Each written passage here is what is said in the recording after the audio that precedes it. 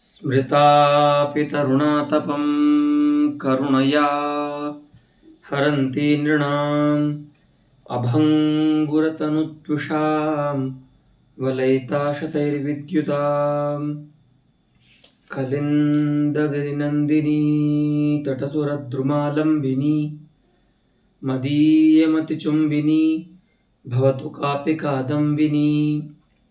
तत्र रसगंगाधरस्य पाठक्रमे द्वितीयानने पाठः प्रवर्तते यत्र रूपकालङ्कारे लक्षणायाः स्थितिं पण्डितराजः विचारयति। तत्र विशिष्य मतद्वयमत्र विचारपदवीम् अर्हति।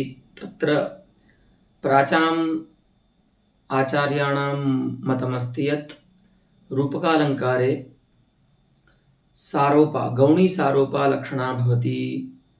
तत्रैव नव्याः अप्पयदीक्षितादयः एवं मन्वते यत् द्वयोः वाच्यार्थयोरेव आहार्य अभेदान्वयो भवति, तत्र लक्षणायाः अवकाशः नास्ति।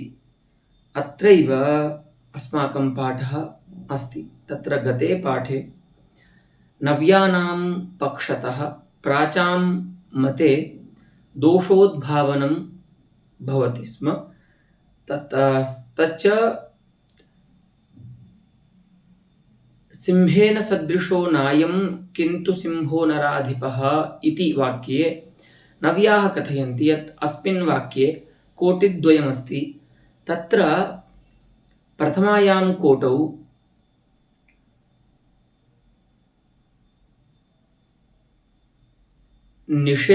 निषेधः अस्ति, तत्र अपरस्यां विधिः अस्ति।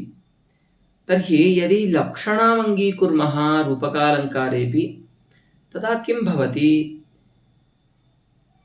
वाक्यस्य पूर्वांशे निषेध्यमानं यत् सादृश्यमस्ति तदेव सादृश्यं लक्षणया उपस्थितं सत् विधेयताम् अवगाहते, नाम विधेयं भवति। तर्हि एकस्यैव अर्थस्य निषेध्यत्वं विधेयत्वं च न भवितुमर्हति एकस्मिन् वाक्ये इति काचित् विसङ्गतिः नव्यैरुद्भाविता प्राचां मते। अस्तु, तत्रैतावता अस्माकं पाठः समपद्यत। तदग्रे अद्य पाठः भवति। अस्तु, अद्यतनपाठस्य पङ्क्तिरस्ति यदप्युक्तम् इति। अत्र पश्यन्तु, यदप्युक्तं रूपके लक्षणास्वीकारे राजनारायणम् इत्यादि। अब इसका तो समाधान कर दिया था कि भैया देखिए, निषेध्य जो सादृश्य है वो भेद घटित सादृश्य है, अर्थात भेद घटित सादृश्य रूप जो उपमा है उसका निषेध किया जा रहा है, और भेदा घटित रूप जो सादृश्य है रूपकालंकार जिसको हम कहते हैं उसका विधान किया जा रहा है। तो यद्यपि निषेध्य और विधेय दोनों ही सादृश्य हैं, लेकिन दोनों ही सादृश्य विलक्षण हैं। एक जगह सादृश्य भेद घटित सादृश्य है, अपरत्र भेद रहित सादृश्य है। इसीलिए विलक्षण सादृश्य की विधेयता और निषेध्यता में कोई दोष नहीं होता, ऐसा समाधान कर दिया था। अब आप स्मरण कीजिए, पहले जो पाठ थे उसमें ऐसा कहते हैं नव्याचार्य कि अगर हम वाच्य और लक्ष्य दो अर्थों का ही आहार्य वेदान्वय बोध करेंगे, जैसा कि करते हैं कौन? प्राचीन आचार्य। नव्याचार्य तो क्या कहते हैं कि मुखम चंद्र इत्यादि स्थल में चंद्रपद के द्वारा उपस्थित जो चंद्र पदार्थ है चंद्रत्वावच्छिन्न, और मुखत्वावच्छिन्न जो मुख पदार्थ है, उन दोनों वाच्यार्थों का आहार्य वेदान्वय बोध होता है। लेकिन ये कहते हैं, प्राचीन आचार्य कहते हैं कि नहीं, चंद्रपद के द्वारा लक्षणया उपस्थापित जो चंद्र सदृश रूप अर्थ है उसका मुख पदार्थ के साथ अभेदान्वय होता है। तो इनके मत में क्या हुआ, लक्ष्य और वाच्य का अभेदान्वय हो रहा है। नव्य आचार्यों के मत में दोनों वाच्यों का ही अभेदान्वय हो रहा है। तो वहां पर उस स्थल में नव्य आचार्यों ने एक दोष दिया था कि अगर दो माने एक वाच्य और एक लक्ष्य का अभेदान्वय बोध मानेंगे तो क्या होगा, प्राचीन आचार्य ही राजनारायणम लक्ष्मी स्वामालिंगति निर्भरम इत्यादि स्थल में, पादाम्बुजम भवतु मे विजयाय इत्यादि स्थल में जो रूपकालंकार की, पहले स्थल में रूपकालंकार की साधिका और उपमालंकार की बाधिका युक्ति है, और पादाम्बुजम ते विजयाय भवतु इत्यादि स्थल में जो उपमा की साधिका और रूपक की बाधिका निर्णायिका जो युक्ति है वह युक्ति विरुद्ध हो जाएगी। क्यों? क्योंकि अगर आप लक्ष्य और वाच्य में अभेद मानेंगे तो बोध वैलक्षण्य जो है वो समाप्त हो जाएगा, दोनों जगह समान प्रकार का ही बोध होगा। तो वहां पर ये परेशानी थी कि अगर राजनारायणम इस स्थल में नारायण सदृश ऐसा अर्थ अगर हम करेंगे, जो कि आपके मत में होता है लक्षणा से, नारायण सदृशा भिन्नो राजा, ऐसा बोध होगा तो लक्ष्मी कर्तृक आलिंगन की कर्मता जो है वो अनुपपन्न हो जाएगी, है ना। तो माने वहां पर रूपकालंकार का भी क्या हो जाएगा, उपमा के समान निषेध हो जाएगा, और रूपकालंकार भी वहां पर आप नहीं मान सकते, है ना, क्योंकि लक्ष्मी जो है वो नारायण सदृश का आलिंगन नहीं कर सकती, अनुपन्न है, नारायण का ही आलिंगन करती है लक्ष्मी, क्योंकि उनकी पत्नी है। तो ऐसे स्थल में क्या होगा, अगर आप लक्षणा मानोगे तो नारायण सदृश अर्थ का बोध होगा लक्षणा के द्वारा, और सदृश अर्थ होने पर वहां पर उस प्रकार से रूपक का भी निषेध हो जाएगा। और दूसरा जो उदाहरण था पादाम्बुजम इत्यादि, वहां पर निषेध तो नहीं होगा, लेकिन जैसे उपमा की वहां पर सिद्धि हो रही है उसी प्रकार से रूपक की भी सिद्धि होने लगेगी। क्यों? क्योंकि देखिए, ऐसे तो वहां पर ये बोलते हैं कि मंजू मंजीर सिंजित मनोहरत्व रूप जो विशेषण है वो अंबुज में अनुपपन्न है, कमल में मंजू मंजीर सिंजित मनोहरत्व नहीं आ सकता, इसीलिए वहां पर हम उपमित समास मानते हैं। और उपमित समास में क्या होता है, पूर्व पदार्थ जो होता है, विशेष्य जो होता है वो प्रधान होता है ना। तो इसीलिए उसमें वहां पर जो पाद माने चरण रूप अर्थ है उसमें तो विशेषण बन जाएगा मंजू मंजीर सिंजित मनोहरत्व, इसीलिए वहां पर उपमा होती है। लेकिन अब क्या होगा, अब तो आपके मत में सादृश्य रूप अर्थ में लक्षणा हो रही है ना, तो यहां पर भी अंबुज शब्द का अर्थ अंबुज सदृश हो जाएगा, और अंबुज सदृश अर्थ होने के कारण मंजू मंजीर सिंजित मनोहरत्व रूप जो विशेषण है वह द्वितीय माने विशेषण पदार्थ में भी उपपन्न होने लगेगा। तो यहां पर जैसे उपमा हो रही है वैसे ही रूपक की भी प्राप्ति होने लगेगी। तो यही बताया था कि एक जगह पर उपमा के समान रूपक का भी निषेध हो जाएगा, और अपरत्र उपमा के समान रूपक की भी प्राप्ति होने लगेगी, ऐसा दोष दिया था। अब उसका भी निराश कर रहे हैं प्राचीनों के मत में। आचार्य जगन्नाथ के आपने जो दोष दिया था वो भी ठीक नहीं है। देखिए, यहीं से आज का पाठ प्रारंभ हो रहा है। अस्तु, एतावता भूमिका उक्ता अद्यतन पाठस्य। अस्तु, तो यदप्युक्तम नाम यदपि नव्यैः प्राचाम नये दोषोद्भावनया उक्तम। नव्याचार्यों ने जो कुछ कहा था दोष देने की भावना से प्राचीनों के मत में कि रूपके लक्षणा स्वीकारे, अगर आप रूपक में लक्षणा स्वीकार करते हैं, देखिए यहां पर चल रहा है पाठ अभी, रूपके लक्षणा स्वीकारे राजनारायणम इत्यत्र पादाम्बुजम इत्यत्र च उपमा रूपकयोः बाधकतया रूपक रूपकोपमयोर्निर्णायकतया च लक्ष्मीकर्तृकालिंगन मंजुमंजीर सिंजित्वयोः अनुपपत्तिः प्राचीनैः उक्ता विरुद्धा स्यात्। ये कहा था नव्याचार्यों ने। ठीक है, ये पूरा अनुवाद कर रहे हैं एक बार कि आपने जो कहा था एक बार वो सुन लीजिए पहले, है ना। कभी भी हम किसी के दोष का समाधान करते हैं तो पहले उस दोष का हमको निर्वचन करना होता है कि आपने दोष क्या दिया है। तो एतावता नव्यैः प्रदर्शितः दोषः उक्तः इदानीं तस्य समाधानं वक्ष्यति पंडितराजः। अस्तु, दोष क्या दिया था कि भैया अगर आप रूपक में लक्षणा मानोगे तो लक्षणा किस अर्थ में मानते हो आप? उपमान सदृश अर्थ में लक्षणा मानते हो। तो सबसे पहले तो क्या होगा, राजनारायणम इस स्थल में उपमा की बाधकता और रूपक की जो निर्णायकता थी, तद्रूप में जो लक्ष्मी कर्तृक आलिंगन है उसकी जो अनुपपत्ति थी, है ना, वो अनुपपत्ति विरुद्ध हो जाएगी, अब नहीं होगी। क्योंकि अब तो आप सदृश में लक्षणा मान रहे हो ना, तो भले हाँ, तो अब क्या होगा, नारायण सदृश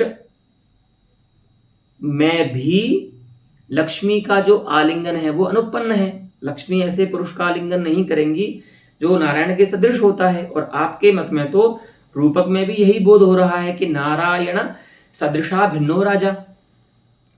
तो इस प्रकार से राजनारायणम इस स्थल में क्या हो गया, विरुद्ध हो गई वो जो अनुपत्ति थी। और अनुपत्ति किम रूपा थी, तो यहाँ पर उपमा की बाधक थी, रूपक की निर्णायिका थी। उसी प्रकार से पादाम्बुजम इस स्थल में रूपक की बाधिका और उपमा की निर्णायिका जो मंजु मंजीर सिंजित्व रूप धर्म की अनुपपत्ति थी, हाँ, उत्तर पदार्थ अंबुज में, वो भी क्या हो जाएगी, विरुद्धा हो जाएगी। ऐसा तदपि यद उक्तम तन्न समीचीनम, आपने जो दोष दिया था वो भी ठीक नहीं है। क्यों ठीक नहीं है, तो बता रहे हैं, देखिए। रूपक उपमानतावच्छेदक रूपेण तत्सदृश प्रत्ययस्य उपपादितत्वेन राजनारायणम् इत्यादौ विशेषण समासायत्तस्य रूपकस्य स्वीकारे प्रधानीभूतोत्तरपदार्थस्य नारायणसदृशस्यापि नारायणत्वेनैव प्रतीतेः लक्ष्मीकर्तृकालिंगनकर्मतायाः अनुपपत्तेः अभावात्। देखो भैया, आपने समझने में भूल की है थोड़ी। ऐसा नहीं है कि वहां पर नारायण सदृश रूप अर्थ का ही बोध होता है।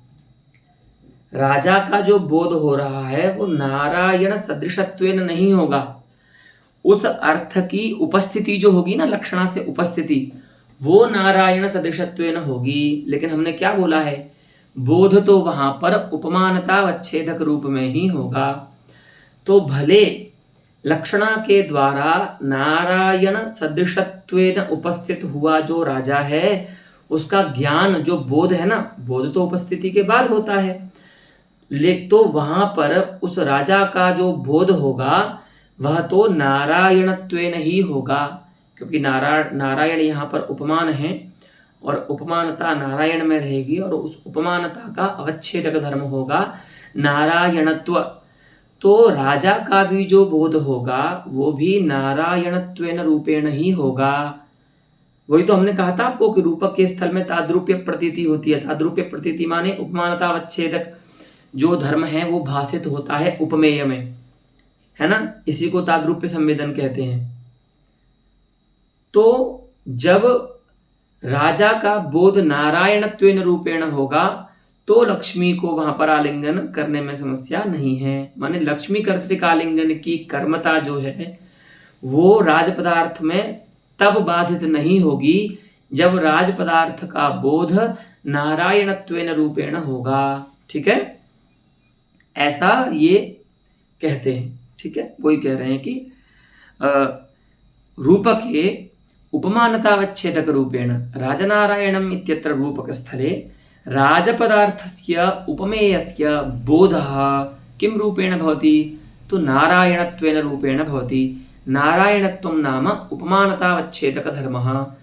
उपमानतावच्छेदक रूपेण अर्थात नारायणत्वेन रूपेण तत्सदृश प्रत्ययस्य उपपादितत्वेन। हाँ, नारायण सदृश जो प्रत्यय है, माने नारायण सदृश का जो बोध है, तो नारायण सदृश कौन है यहाँ पर? तो राजा है। तो राजा का जो बोध होगा वो बोध कैसे होगा? नारायणत्वेन रूपेण होगा। इसीलिए उस रूप में बोध होने के कारण राजनारायणम इत्यादौ विशेषण समासायत्तस्य रूपकस्य। अब हाँ, यहाँ पर एक बात और समझ लेनी चाहिए। यद्यपि ये विशेषण समास कह रहे हैं, लेकिन यहाँ पर ये ध्यान देना चाहिए, रूपकालंकार में प्रायः जो समास होता है वो मयूर व्यंसकादयश्च, ऐसा एक पाणिनि सूत्र है जो निपातन करता है समुदाय शब्दों का, अर्थात समस्त शब्दों का निपातन करता है ये सूत्र। ठीक है, निपातन माने सिद्ध मानता है उन शब्दों को। ठीक है, तो ऐसा क्यों करना पड़ा, अब ये भी समझ लीजिए थोड़ा। देखिए, विशेषण समास जो होता है उसमें क्या होता है, विशेषण विशेषण बहुलम इत्यादि सूत्र से जो होता है, वहां पर विशेषण जो होता है उसका पूर्व निपात होता है। जैसे आप देखिए, पीतांबरम है ना, पीतम च तदंबरम पीतांबरम। अंबर जो पदार्थ है वो विशेष्य है, उसमें पीत गुण जो है वो विशेषण है, इसीलिए विशेषण का पूर्व निपात हो गया। उसी प्रकार से देखिए, नीलोत्पलम, नीलम च तदुत्पलम नीलोत्पलम। तो मुख्य रूप से जो विशेषण समास होता है उसमें विशेषणवाची जो पद होता है उसका पूर्व निपात हो जाता है। तो अब यहाँ पर भी अगर हम यही समास माने, है तो विशेषण समास ही, विशेषण समास माने जहां पर विशेषण जो होता है वो प्रधान होता है, लेकिन मैंने विशेषण की प्रधानता होती है, लेकिन ये जो विशेषण समास है यहाँ पर विशेष्य का पूर्व निपात होता है, विशेषण का उत्तर पद के रूप में प्रयोग होता है। इसीलिए विशेष्य का पूर्व निपात करने के लिए ऐसे समुदाय शब्दों का ही क्या करना पड़ा, निपातन करना पड़ा आचार्य पाणिनि को। इसीलिए उन्होंने सूत्र बनाया मयूर व्यंसकादेश्च।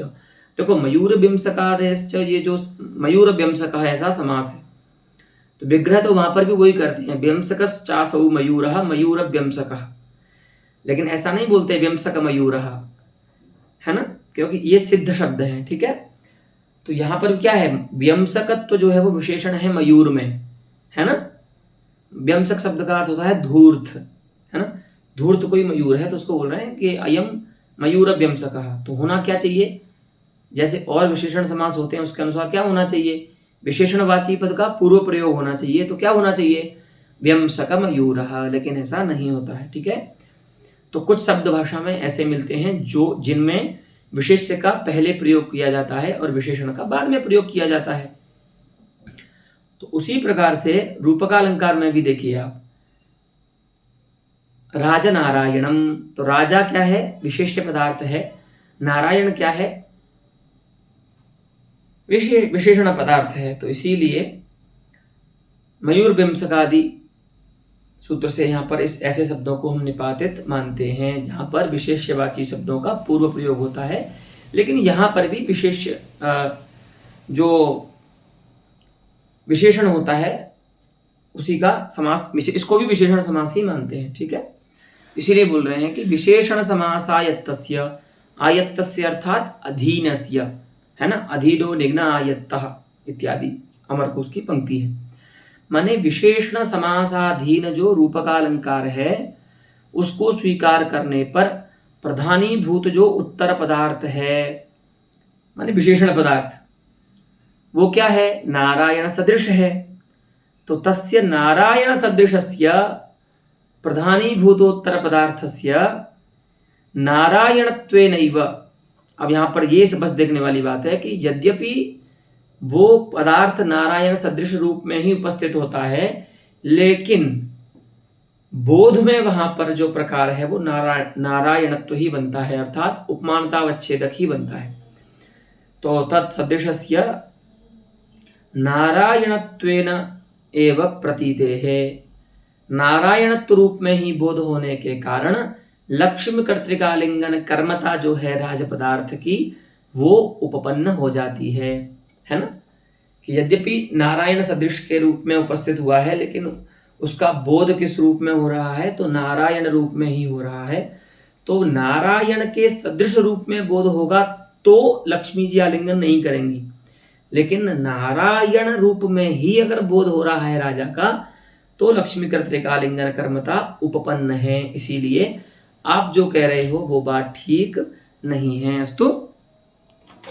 अच्छा, और तो वही कहते हैं कर्मतायाः अनुपपत्तेः अभावात्, तो लक्ष्मी कर्तृकालिंगन कर्मता की जो अनुपत्ति थी अब वो नहीं रहेगी। तो पहला समाधान तो ये हो गया, राजनारायणं लक्ष्मी स्वामालिंगति निर्भरम इत्यस्मिन् स्थले रूपकालंकारे लक्षणास्वीकारे तत्सदृशार्थस्य नव्यानां मते लक्ष्मीकर्तृकालिंगनकर्मता या अनुपपन्ना आसीत् सा इदानीम् उपपादिता। अस्तु। अब दूसरा उदाहरण जो दिया था, पादाम्बुजं भवतु मे विजयाय इत्यादि, अब वहां देखिए, उपमायाः उपमित समासायत्तायाः, हाँ ये भी समझ लीजिए, उपमालंकार जब होगा तो वहां पर इस प्रकार के स्थलों में, ऐसे तो अन्य भी समास होते हैं उपमालंकार में, लेकिन एक तो उपमानानि सामान्य वचन ही है, वो प्रसिद्ध सूत्र है। इसके अलावा एक सूत्र है उपमितम व्याघ्रादिभिः सामान्या प्रयोगे। ठीक है, जब साधारण धर्म के वाचक शब्द का प्रयोग नहीं किया जाता है तो वहां पर व्याघ्रादि जो उपमानवाची शब्द हैं उनके साथ उपमित का समास होता है। तो यहाँ पर उपमित जो है वो उपमेय का वाचक शब्द है। ठीक है, और वो प्रथमांत है। तो प्रथमांत जो पद होता है विधायक शास्त्र में, वो उपसर्जन होता है, उसकी प्रधानता होती है, उसका पूर्व प्रयोग होता है। ठीक है, अब देखिए,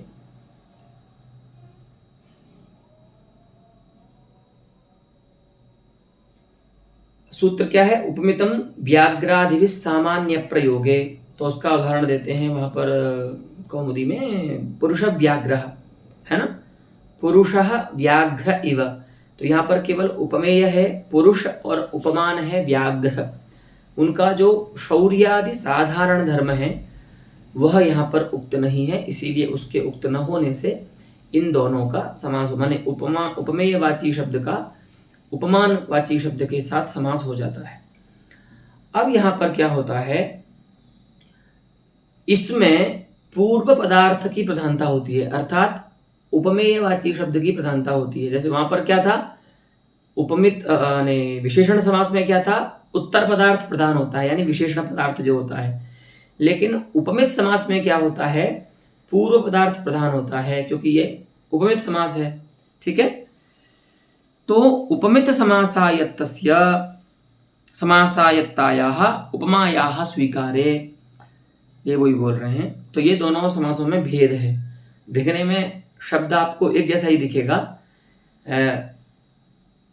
राजनारायणम, लेकिन जब आप राजनारायणम में ऐसा विग्रह करेंगे, नारायण एव राजा या नारायणश्चासौ राजा राजनारायणः, अथवा राजा नारायण इव, तो दोनों ही विग्रह करने पर समास बदल जाएगा, और समास बदलने पर अर्थ का प्राधान्य भी बदल जाएगा। अगर आप विशेषण समास मानेंगे मयूरविंशक आदि सूत्र से, निपातित मानेंगे उस समुदाय शब्द को, तो वहां पर उत्तर पदार्थ की प्रधानता होगी, यानी उपमान पदार्थ की प्रधानता होगी। और जब आप उपमित समास मानेंगे तो वहां पर उपमेय पदार्थ की प्रधानता होगी, यानी कि पूर्व पदार्थ की प्रधानता होगी। तो समास बदलने पर अर्थ की जो प्रधानता है अथवा उपसर्जनता है वो बदल जाती है। ठीक है, तो वही कह रहे हैं कि उपमायाः, उपमा कैसी है, तो बोले, तो कह रहे हैं उपमिति समासायत्तायाः, उपमिति समासाधीन जो उपमालंकार है, तस्याः स्वीकारे तो प्रधानीभूत पूर्व पदार्थस्य, प्रधानीभूत जो पूर्व पदार्थ है वो राजा बन जाएगा, है ना। अगर यहाँ पर आप उपमा मानते हो, अभी पहले इस स्थल में बता रहे हैं कि अगर आप उपमा मानोगे, यहाँ पर उपमित समास मानोगे, तो राज पदार्थ जो है वो प्रधान हो जाएगा, और उसके प्रधान होने पर क्या होगा, उस राज पदार्थ का जो बोध है वो राजत्वेन रूपेण ही होगा। अब यहाँ पर नारायणत्वेन उसका बोध नहीं होगा। ठीक है, तो राजत्वेनैव प्रत्ययात, अब जब उस राज पदार्थ का राजत्वेन रूपेण बोध होगा तब तो लक्ष्मी उसका आलिंगन नहीं करेगी। तो तत्तादृश आलिंगन कर्मतायाः, अर्थात लक्ष्मी कर्तृकालिंगन कर्मतायाः अनुपपत्तेः विद्यमानत्वात्। तो ऐसा हो गया ना, देखिए रूपक की सिद्धि हो गई, माने रूपक मानने पर लक्ष्मी कर्तृकालिंगन उपपन्न हो गया, और उपमा मानने पर तो लक्ष्मी कर्तृकालिंगन उपपन्न नहीं हुआ। तो आप जो कह रहे हो कि राजनारायणम इत्यादि स्थल में रूपक की बाधिका और उपमा की जो रूपक की साधिका और उपमा की बाधिका जो अनुपपत्ति है लक्ष्मी कर्तृकालिंगन कर्मता की, वह विरुद्ध हो जाएगी, सो बात नहीं है। वहां पर आपको केवल इतना ध्यान रखना है कि रूपक मानने पर राज पदार्थ का बोध नारायणत्वेन रूपेण होगा, तो उस प्रकार की आलिंगन कर्मता उत्पन्न हो जाएगी, तो वो रूपक का वहां पर निश्चय करा देगी। और उपमा मानने पर तो राज पदार्थ का बोध राजत्वेन रूपेण होगा, इसीलिए राजत्वेन रूपेण प्रतीते राजनी लक्ष्मी कर्तृकालिंगन कर्मतायाः अनुपपन्नत्वात् सा अनुपपत्तिः अत्र उपमां निरस्यति एव। ठीक है, तो इस प्रकार से वहां पर उपमा अनुपन्न हो जाएगी। अब दूसरे उदाहरण में बताते हैं, देखिए पादाम्बुजम इत्यादौ अपि, उसी प्रकार से यहाँ पर भी देखिए। अब यहाँ तो आपको समझ में आ गया ना कैसे उपमा का बाध और रूपक की सिद्धि हो रही है। अब द्वितीय उदाहरण में देखिए, पादाम्बुजम इत्यादौ अपि रूपकस्य स्वीकारे प्रधानीभूतोत्तरपदस्य अम्बुज सदृशस्य अम्बुजत्वेनैव प्रतीतेः मंजुमंजीर मनोहरतायाः अनुपपत्तेः। आप जो कह रहे थे कि तत्सदृशत्वेन अम्बुज अर्थ की प्रतीति होगी, अम्बुज सदृशत्वेन प्रतीति होगी, इसीलिए उत्तर पदार्थ जो अम्बुज पदार्थ है, अम्बुज सदृश पदार्थ है, उसमें भी मंजु मंजीर सिंजित मनोहरत्व रूप जो विशेषण है उसकी उपपत्ति हो जाएगी। तो वहां पर रूपकालंकार की भी आपत्ति आएगी।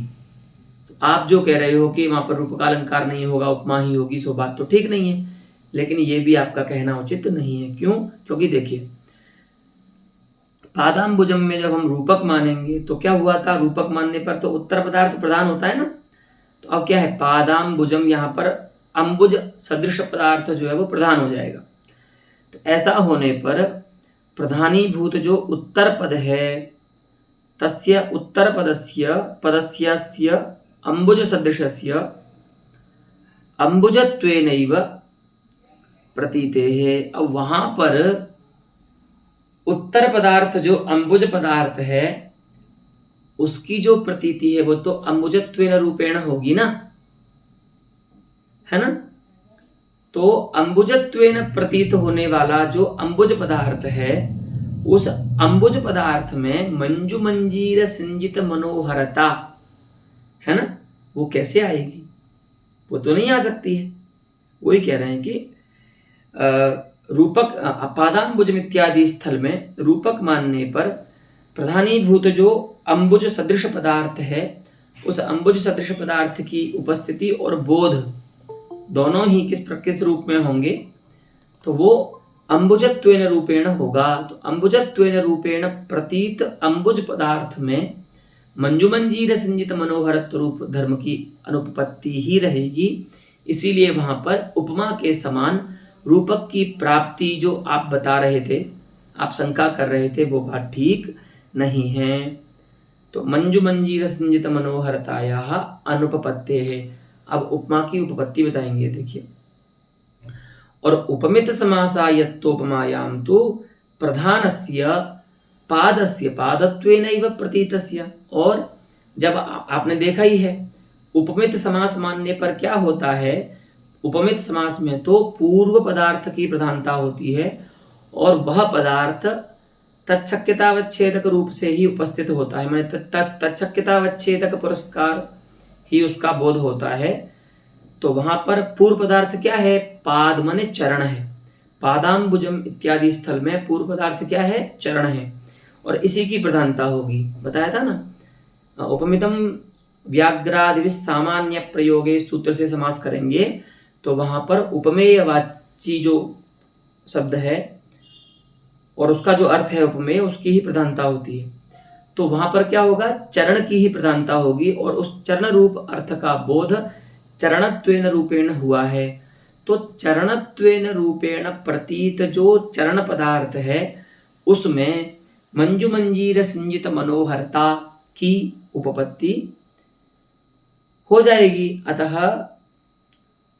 नास्ति तस्याः अनुपपत्ति। कस्याः, मंजु मंजीर सिंजित मनोहरतायाः अनुपपत्तिः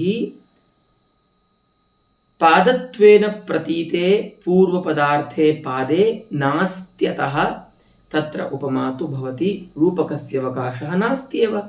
यही बता रहे हैं अस्तु, कि उपमित समासायत्त उपमायां तु प्रधानस्य पादस्य पादत्वेनैव प्रतीतस्य नास्ति तस्याः, तस्याः माने मंजु मंजीर सिंजित मनोहरतायाः अनुपपत्तिः इति न कोपि दोषः।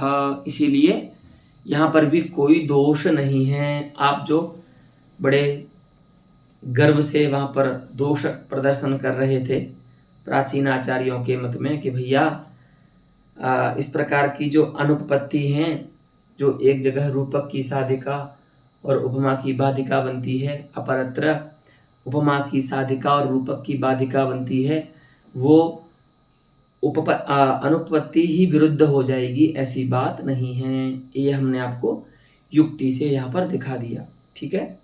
अब जो नव्याचार्य हैं, जो यहाँ पर पूर्व पक्षी हैं, वो फिर से प्रश्न करते हैं, एक और शंका करते हैं कि न च उपमित समासे पूर्व पदार्थस्य उपमेयस्य उपमेयतावच्छेदक रूपेणैव प्रतीतिः इति न युक्तम्। वक्त्रे चंद्रमसि स्थिते इत्यादि स्थल में प्रागुक्त रूपके इव उपमानताद्रूप्य वदभेद बुद्ध्या तत्ताद्रूप्यस्य अत्रापि प्रतिपत्तुं शक्यत्वात् लक्षणायास्तुल्यत्वात्। अच्छा, अब यहाँ पर नव्याचार्य क्या कह रहे हैं कि ये तो आपने नई बात बोल दी। क्या?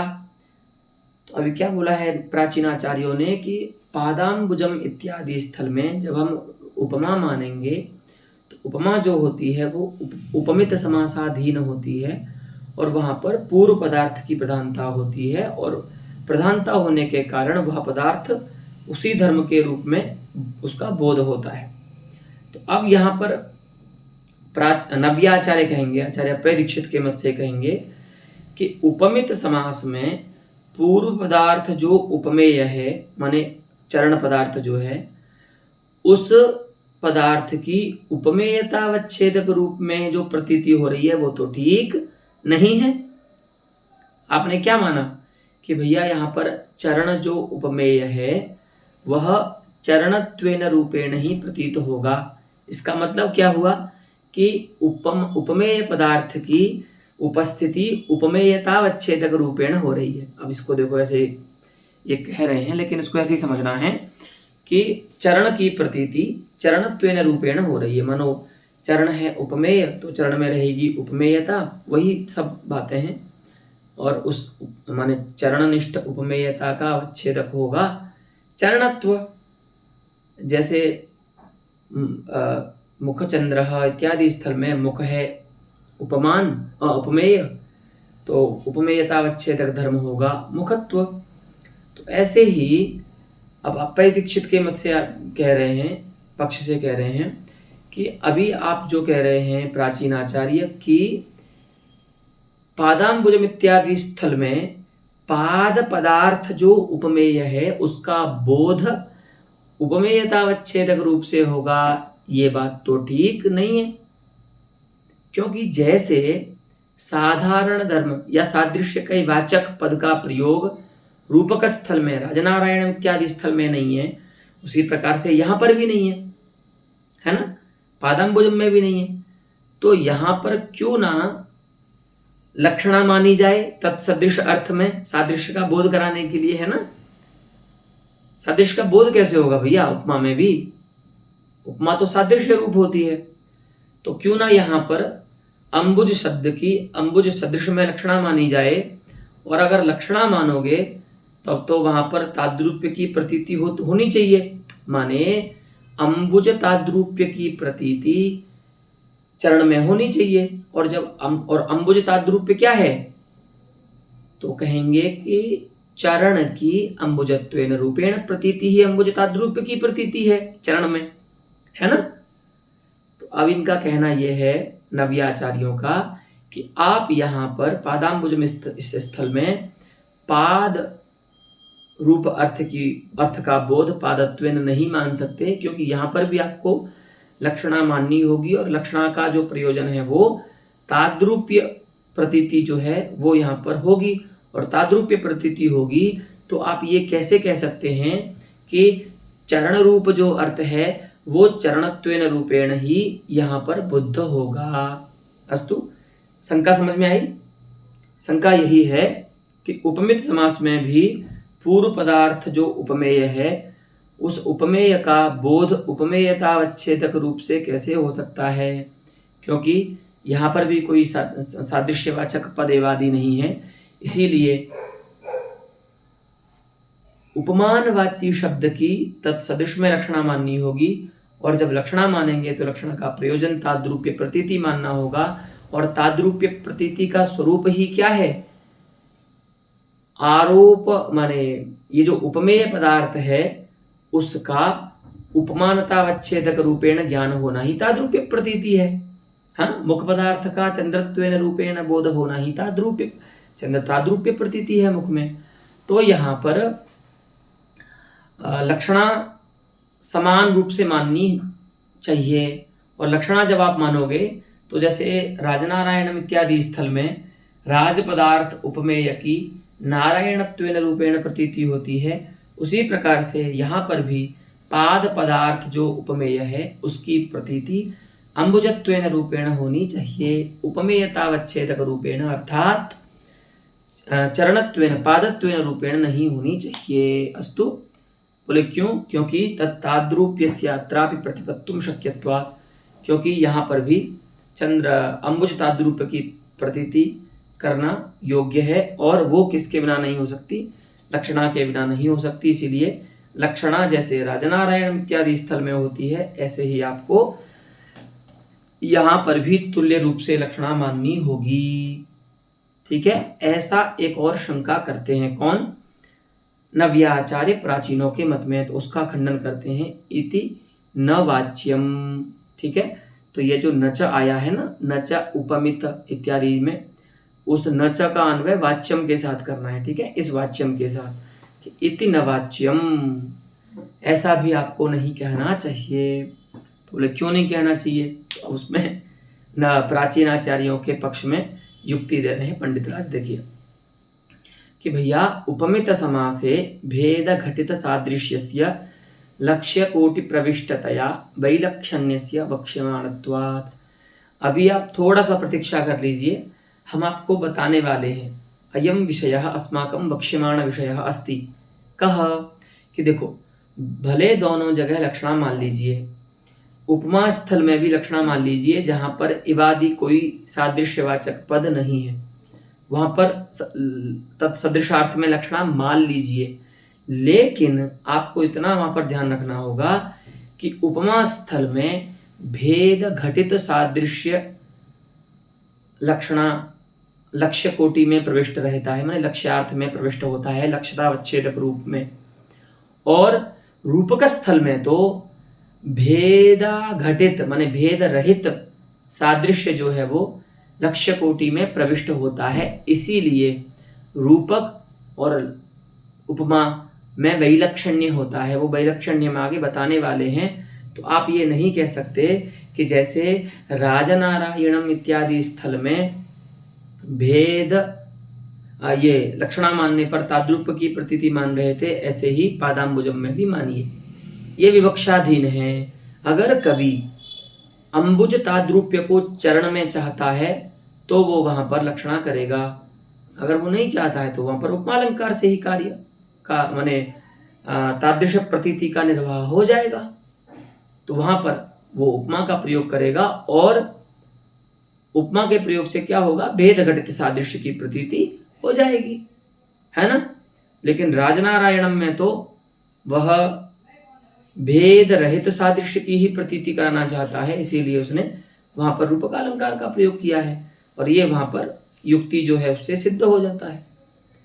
तो उपमित समास में भेद घटित सादृश्य, ये तो बात ठीक है आपकी, इतना तो हम मान रहे हैं कि उपमालंकार में भी जहां पर सादृश्य का वाचक एवादि शब्द कोई नहीं है वहां पर लक्षणा ही करनी होगी उपमालंकार में भी। लेकिन उपमित समास में जो लक्षणा होगी वो लक्षणा भेद घटित, वहां पर जो लक्ष्यार्थ में लक्ष्यतावच्छेदक रूप में सादृश्य रहेगा वो भेद घटित सादृश्य रहेगा, रूपक के समान भेद रहित सादृश्य नहीं होगा। इसीलिए वैलक्षण्यस्य मन रूपक से उपमा का जो वैलक्षण्य है वो बना रहेगा। ठीक है, आप ये मत कहिए कि वहां पर भी लक्षणा हो रही है, इसलिए ताद्रुप्य प्रतीति होने के कारण उपमेय का जो बोध है वो उपमानतावच्छेदक रूप में ही होना चाहिए, न तो उपमेयतावच्छेदक रूपेण। ऐसा आप नहीं कह सकते, क्योंकि उपमा स्थल में भेद घटित सादृश्य लक्ष्यार्थ बनता लक्ष्यतावच्छेदक होता है, इसीलिए उपमेय की जो प्रतीति है वो उपमेयतावच्छेदक रूप में होती है और रूपक स्थल में तो भेद रहित सादृश्य लक्ष्य कोटि में प्रविष्ट होता है, इसीलिए वहां पर तो उपमेय की प्रतीति उपमानतावच्छेदक रूपेण होती है। यही वैलक्षण्य है और ये वैलक्षण्य हम आपको आगे बताने वाले हैं। ठीक है, वक्त्रे चंद्रमसी ये उदाहरण पहले आ ही गया है, तो इसलिए दोबारा इस उदाहरण की व्याख्या करने की आवश्यकता अब यहाँ पर नहीं है। अस्तु, तो एवं भेद उपमित समासे भेद घटित सादृश्यस्य लक्ष्य कोटि प्रविष्टतया वैलक्षण्यस्य वक्ष्यमाणत्वात् एतत् न वाच्यम, वहां पर इसका अन्वय करेंगे। ठीक है, एक और बात कही थी नव्याचार्यों ने प्राचीनों के खंडन में, उसका भी आपको स्मरण करना होगा। देखो, है ना, कि अगर आप लक्षणा के द्वारा, पहले ये बात आई थी ना कि लक्ष्यतावच्छेदक जो सादृश्य है उसका लक्ष्यांश में भान आप सामान्य मानते हो अथवा विशेष रूप में मानते हो, तो सामान्य रूप में मानते हैं ऐसे तो दोनों खंडन कर दिया था नव्यों ने, लेकिन सामान्य रूप में ही मानना उचित है। तो उसी बात को लेकर के कह रहे हैं कि अगर सामान्य रूप में आप मानोगे तो क्या होगा, उपमात्वापत्ति हो जाएगी रूपकालंकार में। क्यों? क्योंकि उपमा कहाँ होती है, जहां पर सादृश्य जो होता है वो शब्दोपात्य होता है ना। तो यहाँ पर भी क्या हो रहा है, राजनारायणम इत्यादि स्थल में भी तो सादृश्य जो है भले वो लक्षणावृत्ति का विषय बन रहा हो, लेकिन लक्षणा भी तो शब्दवृत्ति ही है।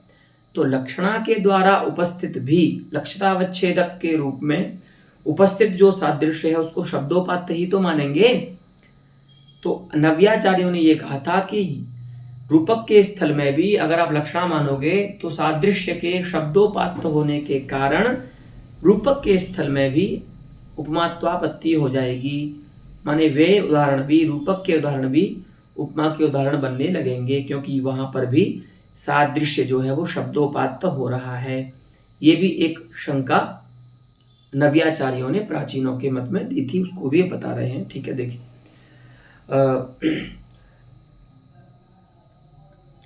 यदप्युक्तं सादृश्यस्य शब्देन उपादानात् उपमात्वापत्तिः तदपि न, ये बात भी आपकी ठीक नहीं है।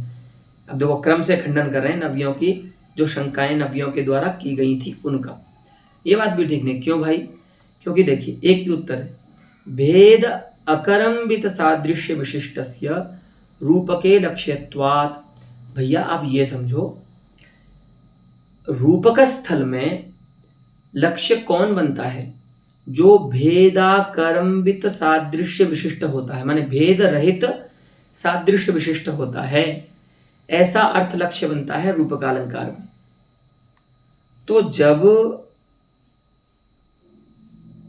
और उपमालंकार में कौन होता है? भेद घटित सादृश्य विशिष्ट जो अर्थ होता है वो उपमालंकार में लक्ष्य बनता है। तो अंतर तो आया कि नहीं? तो ऐसा आप क्यों कह रहे हो कि केवल सादृश्य को सादृश्य शब्द के द्वारा उपात्त हो जाएगा तो वहां पर उपमा होने लगेगी? तो उपमा का स्वरूप केवल इतना नहीं है कि शब्देन उपात्तम सादृश्यम उपमा, ये नहीं कहेंगे। उसमें परिष्कार कीजिए, शब्देन उपात्तम भेद घटित सादृश्यम उपमा, ऐसा बोलना चाहिए। क्या बोलना चाहिए?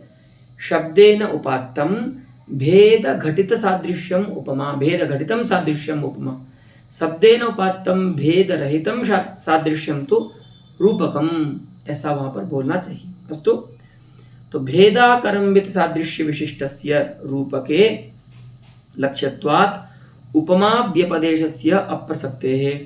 उपमा व्यवहार जो है वो प्रसक्त नहीं होगा रूपक में। क्यों? क्योंकि रूपक में जो लक्ष्य बनता है वो भेद रहित सादृश्य से विशिष्ट अर्थ होता है, और उपमालंकार में जो लक्ष्य बनता है वह तो भेद घटित सादृश्य से विशिष्ट अर्थ होता है। इसीलिए रूपकालंकार के स्थल में उपमा व्यपदेश, व्यपदेशो नाम व्यवहारः, व्यवहारो नाम ज्ञानजनक शब्द प्रयोगः, अर्थात राजनारायण इत्यादि स्थल में उपमा व्यवहार की आपत्ति नहीं आएगी। अस्तु, और कहा भी गया है सादृश्यमुपमा भेदे इति, तत्र आचार्य मम्मटस्य दशमोल्लासे यल्लक्षणमस्ति उपमायाः तदेदमत्र उदाहारी पंडितराजेन। अस्तु, तो सादृश्य किस प्रकार का सादृश्य उपमा होगा? तो भेद में जो सादृश्य है, अर्थात भेद घटित जो सादृश्य है वो उपमा होगा, भेद रहित सादृश्य तो उपमा नहीं हो सकता। इसीलिए रूपकालंकार तो वहां होता है जहां पर भेद रहित सादृश्य विशिष्ट अर्थ लक्ष्य बनता है। अस्तु, एवं इदमपि वचनं शंकावचनं यदासीत् नव्यानां तदत्र युक्त्या निरस्यते। अस्तु, अलम् एतावता अद्यतनपाठेन पुनः अत्रैव इतोपि काश्चन युक्तयः सन्ति, ताः वयम् आगामिनि पाठे ज्ञास्यामः। अस्तु।